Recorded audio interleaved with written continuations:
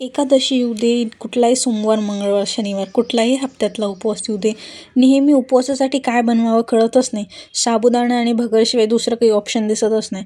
त्यामुळे ना ह्यावेळेस काहीतरी वेगळं बनवूया, ते पण साबुदाणा आणि भगरपासूनच. मी याला तर चटणी म्हणा किंवा आमटी म्हणा, आपण सगळ्यात पहिले ही बनवून घेऊया.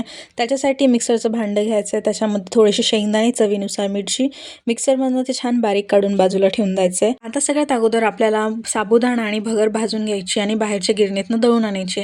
घरच्या मिक्सरमध्ये ते होणार नाही, त्याला खूप जास्त वेळ जाईल आणि टाइमपास होईल. त्याच्यापेक्षा बाहेरनं छान दळून आणून घ्यायचं आहे. 1.5 वाटी ते पीठ घ्यायचं आहे. त्याच्यानंतर हवं असेल म्हणजे ऑप्शनल आहे, पोटॅटो बॉईल पिलेली पोटॅटो टाकायचे त्याच्यात.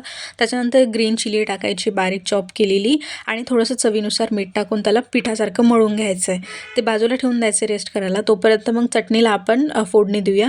त्याच्यासाठी कढईमध्ये तेल, थोडंसं जिरं टाकायचं आहे आणि तो जो मसाला आपण काढलेला होता त्याला छान फ्राय करून घ्यायचं आहे. आणि फ्राय झाल्यावर त्याला थोडंसं तेल सुटायला लागल्यावर त्याच्यामध्ये पाणी टाकायचं आहे. लक्षात ठेवायचं, जास्त घट्टही नाही करायची आणि जास्त पातळही करायची नाही आहे, ती म्हणजे चटणीसारखी हवी.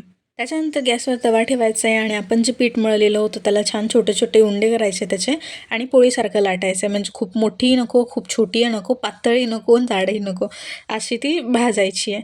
आणि थोडीशी भाजल्याच्या नंतर त्याला तेल लावण्याऐवजी जर तुम्ही तूप लावलं असेल, गावरान तूप, तर त्याची टेस्ट आणखीनच भारी होणार. ही रेसिपी माझ्या मम्माची आहे. ती म्हणजे याला भाकरसारखं बनवत असते. थापून घेते तिला आणि मग तव्यावर टाकून शेकून घेते. पण मग मी याच्यामध्ये थोडंसं चेंजेस केलं. त्याच्यामध्ये पोटॅटो आणि हिरवी मिरची वगैरे ते टाकून तिला पिठासारखं मळून मग भाजून घ्यायचं आहे. म्हणजे पोळीसारखं. ज्याला कोणाला भाकर येत नाही ते अशा पद्धतीनेही करू शकतं.